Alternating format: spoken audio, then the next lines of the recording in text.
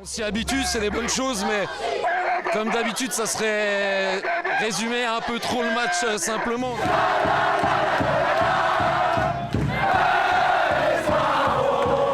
C'est évidemment la sensation du week-end, la qualification de l'ES Thaon aux dépens de l'AS Nancy-Lorraine lors du 5e tour de la Coupe de France samedi soir dans un stade Robert Seyer, habitué il est vrai aux exploits face à des formations mieux cotées.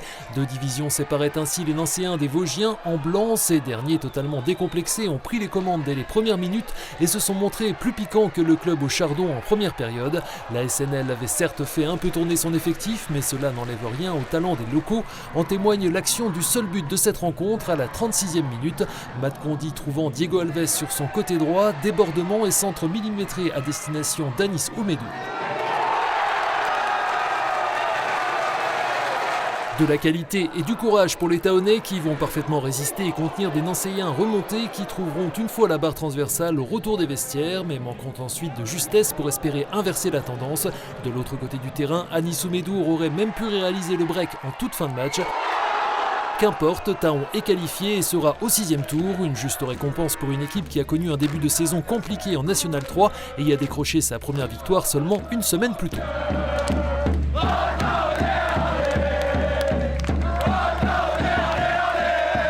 C'est les matchs typiques de coupe où l'équipe qui reçoit est agressive. Ils étaient dans les règles du jeu, il n'y a pas de problème sur ça.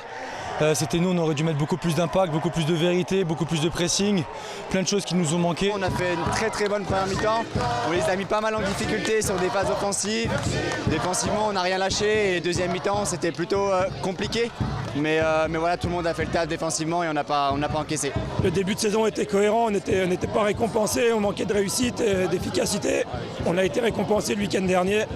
Et puis là, on voit qu'on monte en puissance et qu'on est capable de faire de grandes choses. C'est tout un groupe, comme d'habitude, comme tous les ans, ça va faire 8 ans que je suis ici.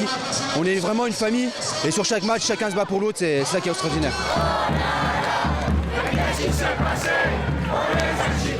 Clin d'œil du destin, c'est à Thaon, salle Verdun, ce mercredi dès midi qu'aura lieu le tirage au sort du 6e tour de la Coupe de France pour les 4 clubs vosgiens rescapés. Thaon donc, mais aussi Éloie, sorti victorieux de son duel de Régional 2 à Villers-les-Nancy 4-0. Même score en faveur de Saint-Dié dans l'Aube et pour Épinal qui faisait son entrée dans la compétition en Moselle. L'aventure est terminée en revanche pour Saint-Nabor, Raon l'étape et le petit poussé Nomexy Vincent Moriville sur ces images.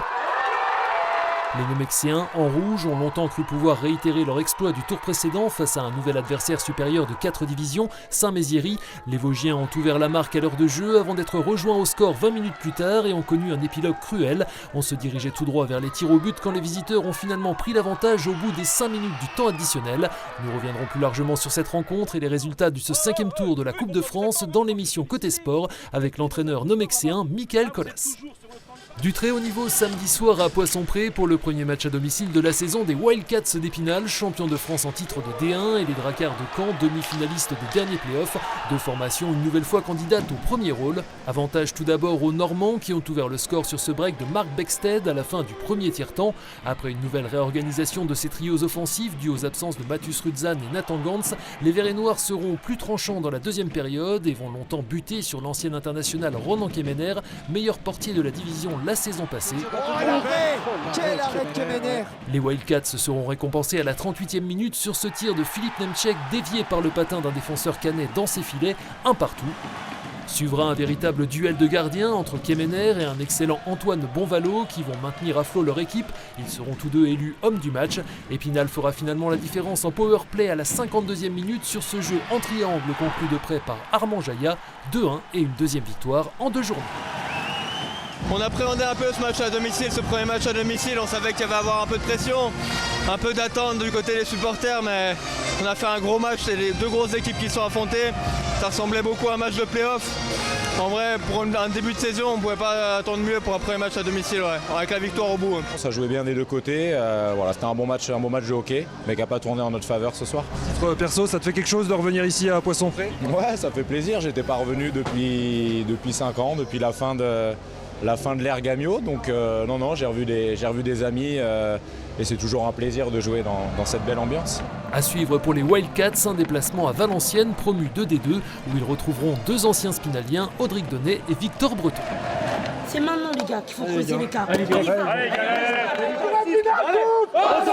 Encore au rayon des sports collectifs, quelques images de handball et toujours pas de victoire malheureusement pour les Spinaliens en National 3, opposés samedi soir au gymnase Viviani à l'entente Rosières-Saint-Julien venue de l'Aube. Les locaux en bleu sur ces images auront rivalisé avec leur adversaire durant une mi-temps. La première conclut sur le score de 15-16 avant de retomber dans leur travers en début de seconde période. Moins efficaces face au but, les Vosgiens vont quelque peu baisser les bras. Score final 25-35, cinquième défaite en 5 journées.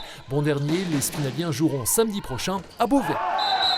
Hockey et football au programme ce lundi soir dans votre émission Côté Sport avec Florian Sabatier, attaquant des Wildcats d'Épinal, Michael Collas, entraîneur de l'AS Nomexy Vincey Moriville, sans oublier Valérie Tuaillon de Vosges Matin, première diffusion à 19h.